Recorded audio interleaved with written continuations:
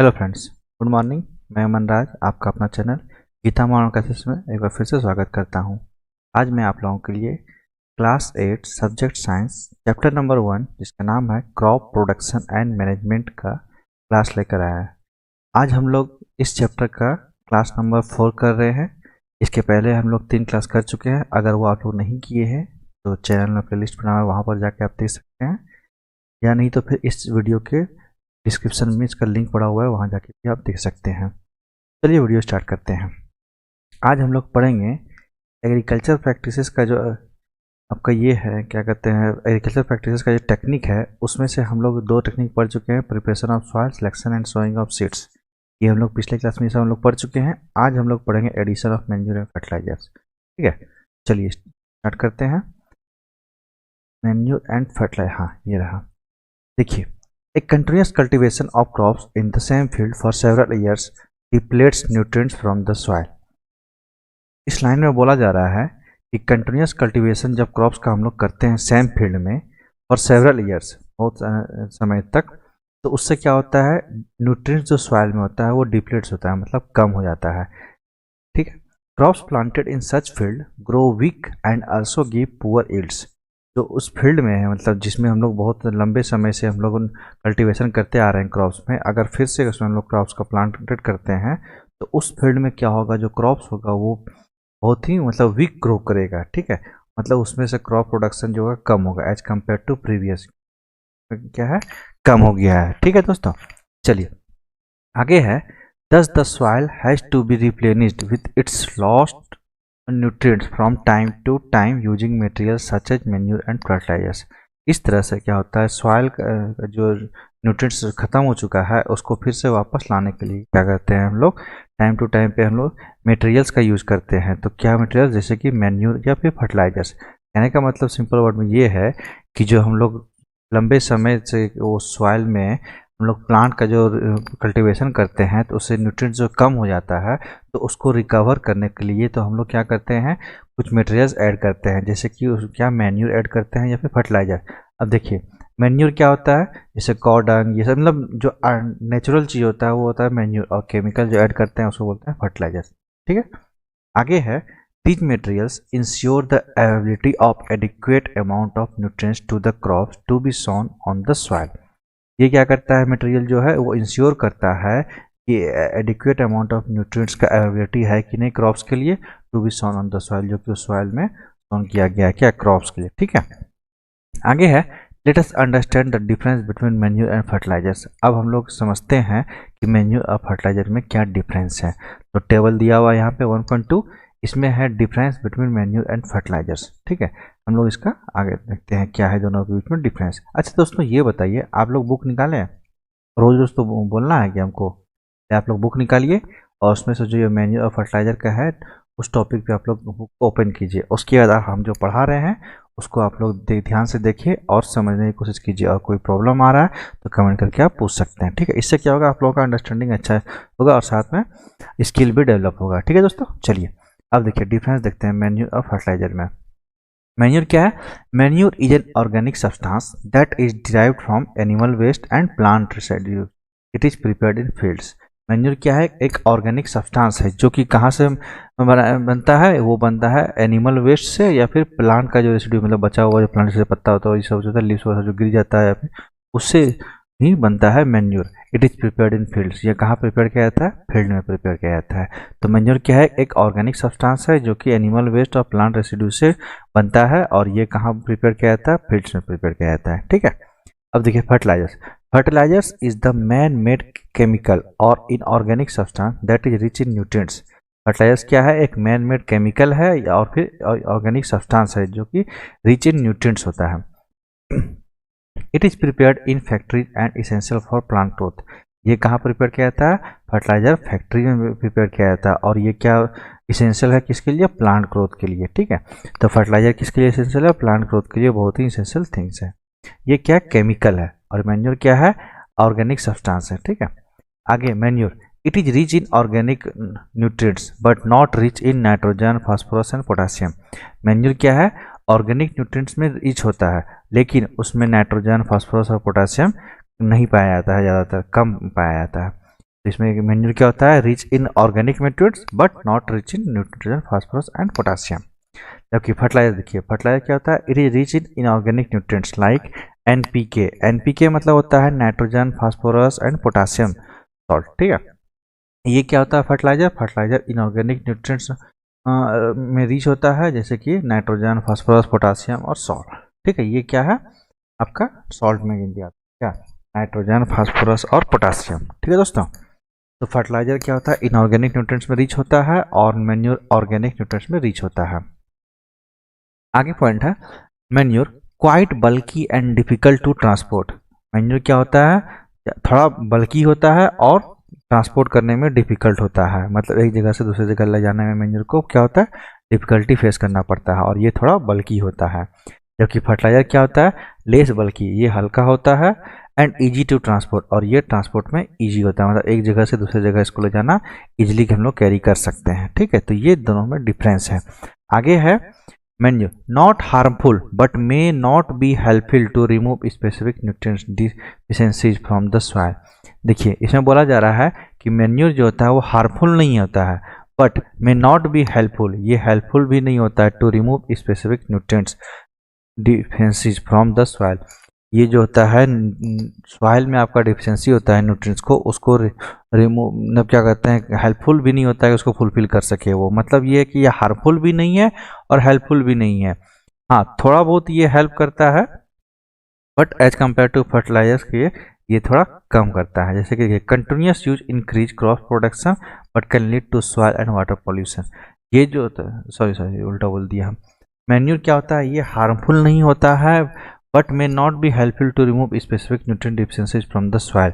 जो सॉइल में specific nutrient का डिफिशिएंसी होता है उसको भी ये रिमूव करने में हेल्पफुल नहीं होता है और ये हार्मफुल भी नहीं होता है। कौन, मैन्यूर। जबकि फर्टिलाइजर क्या होता है, कंटिन्यूस यूज करते हैं क्रॉप्स में तो ये प्रोडक्शन तो इंक्रीज करता है लेकिन ये सॉइल और वाटर पॉल्यूशन भी क्रिएट करता है। कौन, फर्टिलाइजर। आपको समझ में आ गया होगा मैन्यूर क्या होता है, ये हार्मफुल नहीं होता है किसके लिए, सॉइल के लिए, और ये हेल्पफुल भी नहीं होता है क्या करने के लिए, स्पेसिफिक न्यूट्रिएंट्स जो डिफिशिएंसी होता है सॉइल में उसको रिमूव करने में। मतलब जितना न्यूट्रिएंट्स उसमें सॉइल में है उतना रहेगा ही, उसको रिमूव नहीं करेगा, वो ऊपर से इंक्रीज करेगा। जबकि फर्टिलाइजर क्या होता है, इसको ज़्यादा कंटिन्यूस यूज करेंगे तो क्रॉप प्रोडक्शन तो इंक्रीज करेगा बट ये सॉइल और वाटर को पॉल्यूट भी करेगा, ठीक है।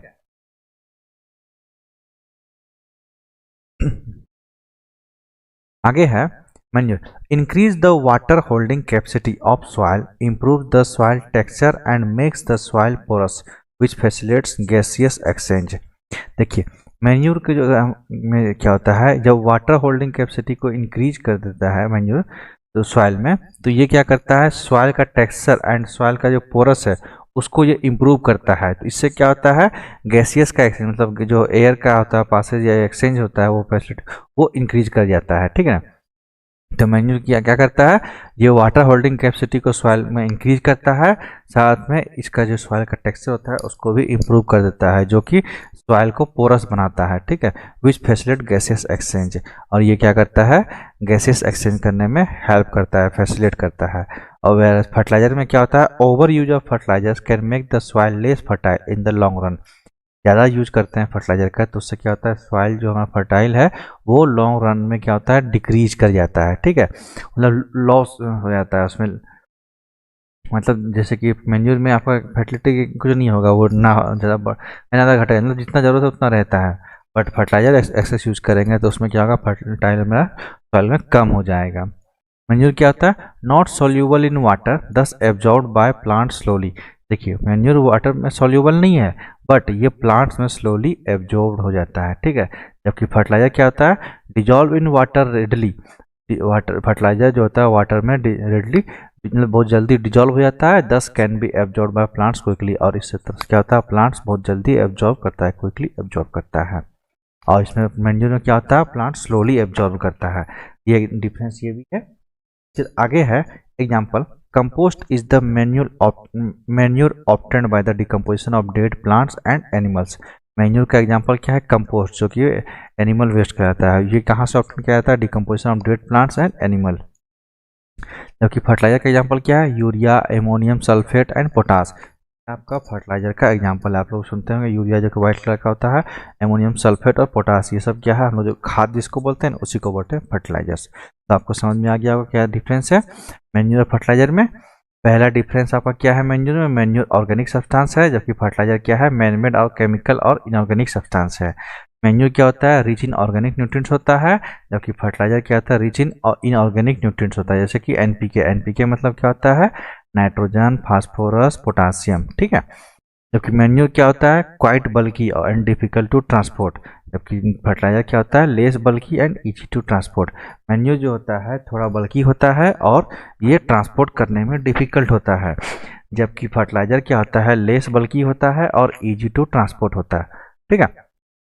आगे है, ये हार्मफुल भी नहीं है, साथ में हेल्पफुल भी नहीं है, किसमें, स्पेसिफिक न्यूट्रिएंट डिफिशियंसी को रिमूव करने में सॉइल से, ठीक है। जबकि फर्टिलाइजर क्या होता है, कंटिन्यूस यूज करेंगे इंक्रीज तो क्रॉप प्रोडक्शन इंक्रीज करेगा, लेकिन ये सॉइल और वाटर पॉल्यूशन भी क्रिएट करेगा, कौन, फर्टिलाइजर। आगे है आपका, मैन्यूर जो होता है वाटर होल्डिंग कैपेसिटी को इंक्रीज करता है, जिससे क्या होता है, सॉइल का टेक्सचर चेंज इंप्रूव हो जाता है और वो पोरस बन जाता है, कौन, सॉइल, जिससे क्या होता है, गैसेस एक्सचेंज में वो इंक्रीज फैसिलिटेट करता है, मतलब पास होने में मदद करता है। जबकि फर्टिलाइजर क्या होता है, ओवर यूज करने से ये सॉइल में फर्टिलिटी है तो लॉन्ग रन में वो कम हो जाता है। उसके बाद मैन्योर क्या होता है, not soluble in water. Manure जो होता है सॉल्युबल नहीं होता है वाटर में, इसलिए वो क्या होता है, प्लांट्स में स्लोली एब्जॉर्ब होता है। जबकि फर्टिलाइजर क्या होता है, क्विकली डिजॉल्व हो जाता है वाटर में, इस तरह से वो प्लांट्स में क्विकली एब्जॉर्ब हो जाता है। मैन्योर का एग्जाम्पल क्या होता है, कंपोस्ट, जो कि decomposition of dead plants and animals से इसको ऑब्टेन किया जाता है। जबकि फर्टिलाइजर क्या होता है, एग्जाम्पल यूरिया, एमोनियम सल्फेट और पोटास, ये कहाँ बनाया जाता है, फैक्ट्रीज में बनाया जाता है, ठीक है दोस्तों। तो समझ में आ गया होगा मैन्योर और फर्टिलाइजर में क्या डिफरेंस है। चलिए अब आगे बढ़ते हैं। आगे है आपका other sustainable techniques of improving soil quality. कुछ अदर सस्टेनेबल टेक्निक्स भी है जिससे हम लोग सॉइल क्वालिटी को इम्प्रूव करते हैं, ठीक है। A simple and easy method of increasing fertility of soil is to leave at the land without farming for a few season. एक सिंपल और इजी मेथड है सॉइल का फर्टिलिटी को इंक्रीज करने के लिए, क्या करना है, to leave the land without farming, land को क्या कर देना है, छोड़ देना है, विदाउट फार्मिंग, बिना कोई फार्मिंग किए हुए, फॉर ए फ्यू सीजन, कुछ सीजन के लिए, ठीक है। Nutrient gets replenished in the soil by natural process such as decomposition of dead animals and plants by microbes. Nutrients जो है क्या हो जाएगा, उसमें फिर से गेन हो जाएगा, रिप्लेनिश्ड हो जाएगा, मतलब फिर से वापस गेन कर लेगा वो इन द सॉइल। सॉइल में कैसे हो जाएगा वो, तो बाय नेचुरल प्रोसेस से होगा, ठीक है। जैसे कि decomposition of dead animals and plants by microbes, microbes और डेड एनिमल्स का डिकम्पोजिशन होने से क्या होगा, सॉइल में न्यूट्रिएंट्स रिप्लेनिश्ड हो जाएगा, मतलब फिर से रिगेन हो जाएगा। This method of replenishing nutrients of soil is called field fallow. और ये इस मेथड को हम लोग जो रिप्लेसिंग ऑफ न्यूट्रिएंट्स हुआ है सॉइल में, उसको क्या बोलते हैं हम लोग, फील्ड फैलो बोलते हैं, ठीक है। Nutrients of soil can also be naturally replenished using the method of crop rotation. जो न्यूट्रिएंट्स है सॉइल का, उसको हम लोग नेचुरली रिप्लेनिश भी करते हैं, किस मेथड से, क्रॉप रोटेशन से भी कर सकते हैं। क्रॉप रोटेशन क्या होता है, तो देखिए क्रॉप रोटेशन ये होता है कि हर सीजन में अलग अलग तरह के क्रॉप को उसमें कल्टीवेशन किया जाए, ठीक है, तो उसी को बोलते हैं क्रॉप रोटेशन। यही नहीं कि हर टाइम हर सीजन में मतलब फील्ड में सेम तरह का क्रॉप को कल्टीवेशन करें, डिफरेंट क्रॉप को कल्टीवेशन करने से क्या होता है, ये क्रॉप रोटेशन होने से न्यूट्रिएंट्स आपका रिप्लेनिश हो जाता है सॉइल में, ठीक है। आगे है आपका, it involves growing 2 or more crops alternatively on the same land is sequenced season। देखिए वही चीज़ बोल रहे हैं, क्रॉप रोटेशन क्या होता है, इसमें आपका 2 और 2 से अधिक तरह के क्रॉप्स को अल्टरनेटिवली हम लोग सेम लैंड में सीक्वेंस सीजन में ग्रो कराते हैं, ठीक है। For example after growing wheat for a season, for example के तौर पर समझते हैं कि व्हीट ग्रो करने के मतलब एक सीजन में व्हीट ग्रो करने के बाद farmer prefer to grow a crop of legumin family such as peas, gram and groundnut in the next ground season. मतलब इसमें बोला जा रहा है कि जब एक सीजन में व्हीट को ग्रो कर लेता है तो फार्मर क्या प्रीफर करता है, एक लेग्यूमिन फैमिली का प्लांट को ग्रो करने के, जैसे कि पीज, मटर, ग्राम, चना एंड ग्राउंडनट, ये सब में से कोई एक प्लांट को ग्रो करने का प्रीफर करता है फार्मर, क्यों, ताकि वो आपका जो न्यूट्रिएंट्स है वो रिप्लेनिश्ड हो सके, ठीक है। This leguminous plant have nitrogen fixing bacteria called rhizobium. ये जो लेगुमिनस प्लांट होता है उसमें क्या होता है, नाइट्रोजन फिक्सिंग बैक्टीरिया होता है, जिसको हम लोग क्या बोलते हैं, रिजोबियम। ये बहुत इंपॉर्टेंट है, ये क्वेश्चन आता है एग्जाम में, ठीक है। तो आप लोग ध्यान दीजिएगा, नाइट्रोजन फिक्सिंग बैक्टीरिया का क्या बोलते हैं हम लोग, राइजोबियम बोलते हैं, ठीक है। स्पेलिंग क्या था, RHIZOBIUM। राइजोबियम क्या है, नाइट्रोजन फिक्सिंग बैक्टीरिया है। ये किस में पाया जाता है, लेगुमिनस प्लांट में। तो ये 3-4 तरह का क्वेश्चन बन सकता है कि रिजोबियम क्या होता है, तो आप बोल सकते हैं नाइट्रोजन फिक्सिंग बैक्टीरिया होता है। ये कहाँ पाया जाता है, लेगुमिनस प्लांट में पाया जाता है, ठीक है। ये भी क्वेश्चन आ सकता है कि लेगुमिनस प्लांट जो होता है उसमें नाइट्रोजन फिक्सिंग बैक्टीरिया पाया जाता है, तो उसका क्या नाम है, तो बोलते हैं रिजोबियम, ठीक है। तो ध्यान दीजिएगा। चलिए आगे है, these bacteria associate with the root forming nodules and convert atmospheric nitrogen into compounds that can be used by the plants। ये जो बैक्टीरिया है ये क्या करता है, रूट फॉर्मिंग नोडल्स में आपका पाया जाता है and convert atmospheric nitrogen into compounds. और ये क्या करता है, एटमॉस्फेरिक नाइट्रोजन को जो होता है वो कन्वर्ट करता है किसमें, compound that can be used by the plant, और जो कि प्लांट के द्वारा इसको यूज किया जाता है उस कंपाउंड को, ठीक है। मतलब ये जो राइजोबियम बैक्टीरिया है जो ये रूट फार्मिंग नूडल्स में पाया जाता है और ये एटमॉस्फेरिक नाइट्रोजन को कन्वर्ट करता है किसमें, कंपाउंड्स में, जो कि प्लांट के द्वारा इसको यूज किया जाता है, ठीक है। The plants in turn provide shelter to the bacteria. और ये जो प्लांट है ये क्या करता है, बैक्टीरिया को शेल्टर प्रोवाइड करता है, ठीक है। It is an example of mutual relation और mutualism which is a type of symbiotic relationship. ये किसका एग्जांपल है, म्यूचुअल रिलेशन का। मतलब हम तुम्हारे हेल्प में काम करते हैं, तुम उसके बदले हमको शेल्टर दे रहे हो, ठीक है। नाइट्रोजन फिक्सिंग बैक्टीरिया क्या करता है, प्लांट को एटमॉस्फेरिक नाइट्रोजन कन्वर्ट करके कंपाउंड में जो होता है वो प्लांट के यूज में देता है और उसको रहने के लिए प्लांट प्रोवाइड करता है, शेल्टर देता है, ठीक है। तो ये क्या एग्जांपल है, एक म्यूचुअल रिलेशन का। मतलब हम भी तुम्हारे काम में आते हैं, तुम भी हमारे काम में आते हो, ठीक है।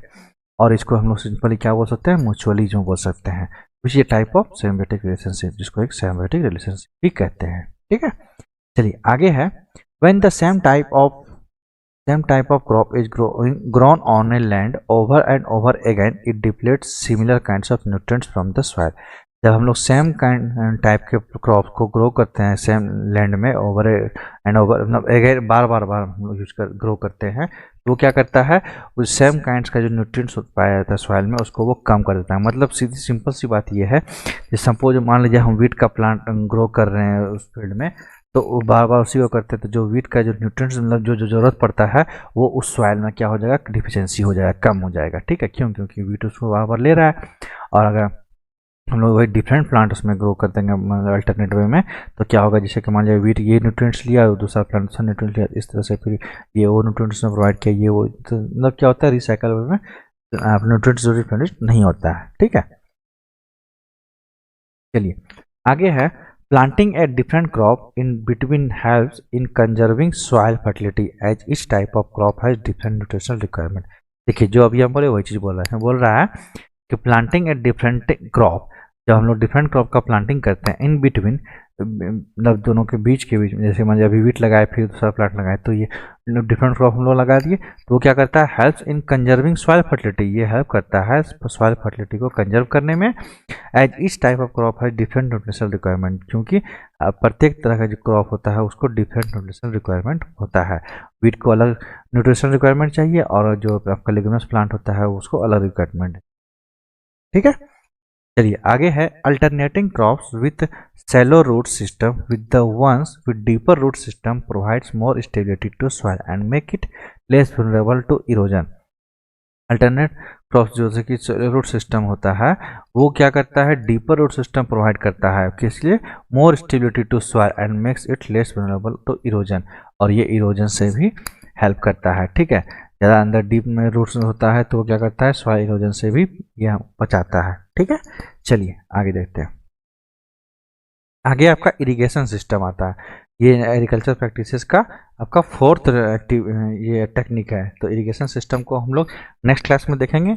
ऐसे आप लोग समझ लीजिए, इरिगेशन में ये जो आपको 4 को पिक दिख रहे हैं, जैसे कि एक ढेकली होता है, चेन पंप होता है, मोट होता है और राहट, ये सब क्या होता है, ये सब इरिगेशन सिस्टम में हम लोग देखेंगे, ठीक है दोस्तों। तो आज हम लोग आपका ये जो मैन्यूर और फर्टिलाइजर का ये है और साथ में सस्टेनेबल टेक्निक और इंप्रूविंग सॉइल क्वालिटी जो ये है, इसमें अगर कोई डाउट है, कोई प्रॉब्लम है तो आप कमेंट करके पूछ सकते हैं।